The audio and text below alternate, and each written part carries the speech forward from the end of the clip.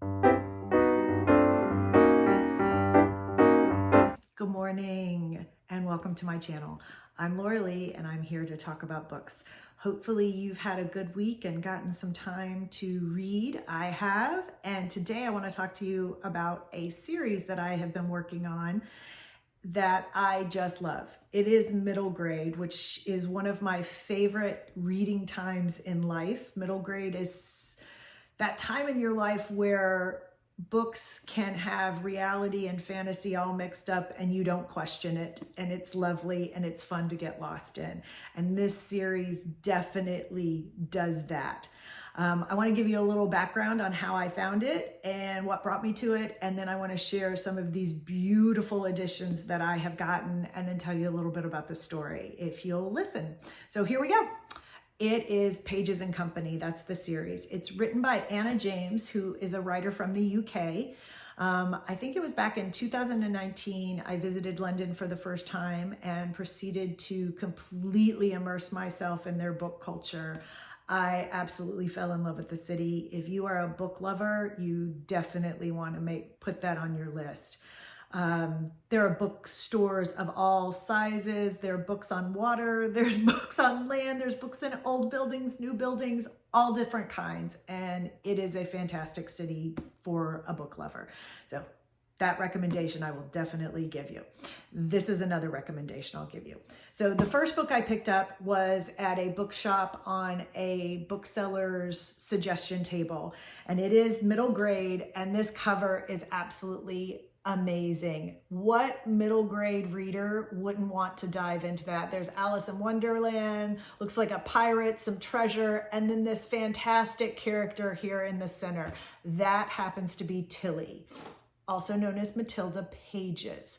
And she lives in a bookshop, or rather behind or connected to a bookshop with her grandparents in London.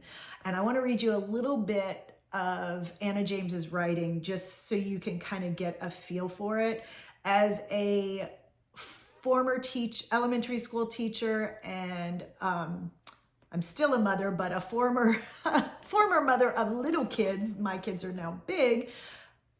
These books just fill me with excitement and joy and a desire to get them into the hands of a third grader or someone reading around that range. They're intoxicating. The characters are engaging and fun. There's so much fantasy in here, but also hitting not in your face, but within the texture of the text of those things that a child of that age is dealing with, so that they can really make connections with the writing, with the characters, to their life, while still getting lost in the fantasy, which to me is amazing. So let me just read you the first opening of Pages and Company in the first book, Tilly and the Booksellers by Anna James. Matilda Pages pushed open the door of Pages and Company and breathed in deeply, taking in the familiar scent of just blown out candles, dark chocolate, and of course, books. For a second, she forgot that she was splattered with muddy water and simply relished the week's holiday that stretched out in front of her like the view from the gate of a fairground. But the bubble of calm popped as the damp seeped through her tights, making her shiver, and she marched through the door connecting the bookshop to the narrow house she lived in with her grandparents. She let the door crash behind her, tossed her school bag on the table, accidentally sending a pile of potatoes flying, and flopped dramatically into a chair. Okay, so that's just a little taste. As a elementary school teacher, that would be just exciting to read out loud to the class because it's great visual. It's really easy for the kids to relate to that feeling of, oh God, it's vacation. Thank goodness I'm here and I'm home, and whatever is going on outside is not in here. Matilda is a fantastic character. The whole series reminds me a little bit of the Magic Treehouse series, a little bit of Matilda, and a little Harry fire in there too, because there's some fighting and triumph over good and evil in this book, as it comes into and relates to books. So there's lots of characters in this book. I know Matilda is the main character and she's female. There is also her best friend Oscar, and they are like a dynamic duo. There's the grandparents. Tilly's mother is absent at the beginning of the book, but she later becomes part of the series.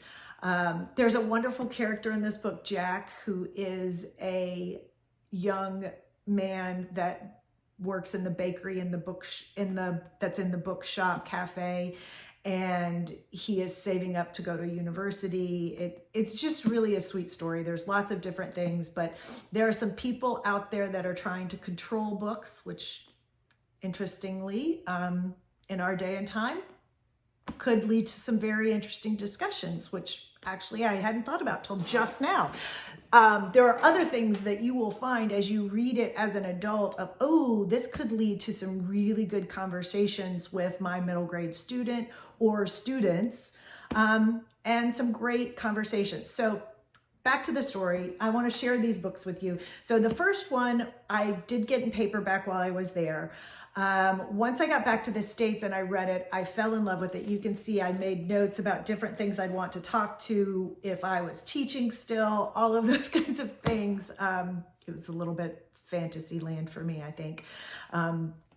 But I loved it so much, I decided I really wanted hard copies for my family library. So I did pick up here in the States a hard copy of Tilly and the Book Wanderers. And I've got to show you the end papers. How wonderful is that? These are so beautiful. Now the outside isn't so much as exciting as the inside.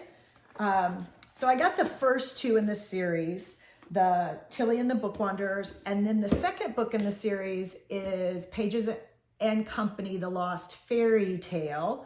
Also really great end pages that kind of let you know a little bit about what's happening in the story. There's Oscar there. He stays with Tilly. He's a main part of the story here as well.